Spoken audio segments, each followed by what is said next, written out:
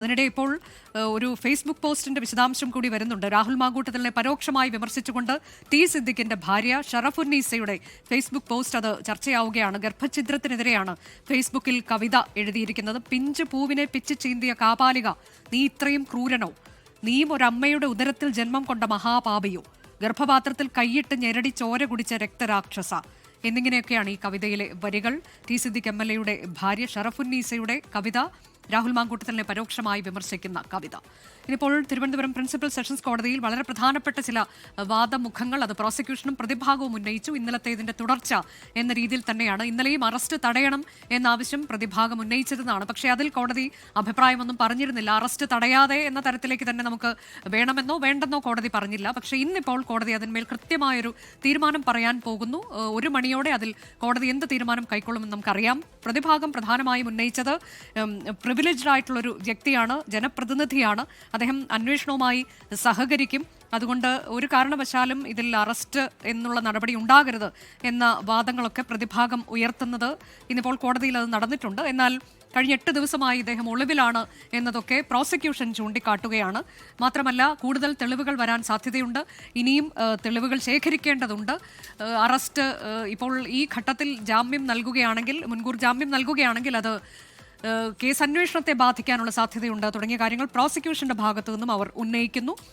സാധാരണഗതിയിലും ഒരു മുൻകൂർ ജാമ്യ ഹർജിയിൽ ഇത്തരം വിശദമായി തന്നെ തെളിവുകൾ ശേഖരിച്ചുകൊണ്ട്, തെളിവുകൾ പരിശോധിച്ചുകൊണ്ട് ഒരു വാദം അത് അപൂർവമാണ് എന്നതാണ് നമ്മുടെ പ്രതിനിധികൾ റിപ്പോർട്ട് ചെയ്യുന്നത്. പക്ഷേ ഇത് ഗുരുതരമായൊരു കുറ്റകൃത്യമാണ്, ഒരു ജനപ്രതിനിധിയാണ് ഇതിൽ പ്രതിസ്ഥാനത്ത് നിൽക്കുന്നത് എന്നുള്ളത് കൊണ്ട് തന്നെയാണ് സെഷൻസ് കോടതി ഇത്തരം വിശദമായി തന്നെ ഇതിൽ പരിശോധനകളിലേക്കും വാദമുഖങ്ങളിലേക്കും പോയത് എന്ന് തന്നെയാണ്. ഏതായാലും 1 മണിക്കൂറിനകം നമുക്ക് വിധി അറിയാൻ കഴിയുന്നത് നോ ടു അറസ്റ്റ് എന്നുള്ളതിലാണ്.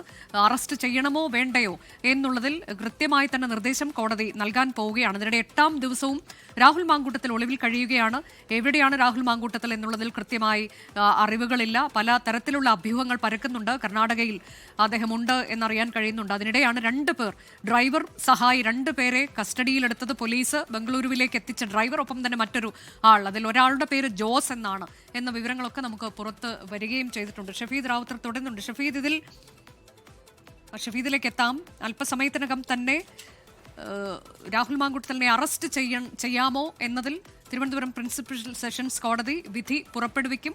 അതിനുശേഷമാകും മുൻകൂർ ജാമ്യ ഹർജിയിൽ എപ്പോൾ വിധി പറയുക എന്നത് കോടതി പറയൂ. അത് ഇന്ന് തന്നെ ഉണ്ടാകാൻ സാധ്യതയുണ്ട്, തള്ളിക്കളയാൻ കഴിയില്ല എന്നാണ്. കാരണം തുടർച്ചയായ 2ാം ദിവസമാണ് ഇപ്പോൾ സെഷൻസ് കോടതി ഈ കേസ് പരിഗണിച്ചുകൊണ്ടിരിക്കുന്നത്. മുൻകൂർ ജാമ്യാപേക്ഷയാണ്, പക്ഷേ വളരെ വിശദമായി തന്നെ വാദം കേൾക്കുകയാണ്. തെളിവുകൾ പരിശോധിച്ചുകൊണ്ട് ഒരു അപൂർവമായി തന്നെയാണ് ഇത്തരം കാര്യങ്ങൾ മുൻകൂർ ജാമ്യ ഹർജി പരിഗണിക്കുന്ന വേളകളിലൊക്കെ കോടതിയിൽ നടക്കാറ്, സെഷൻസ് കോടതിയിൽ നടക്കാറ്.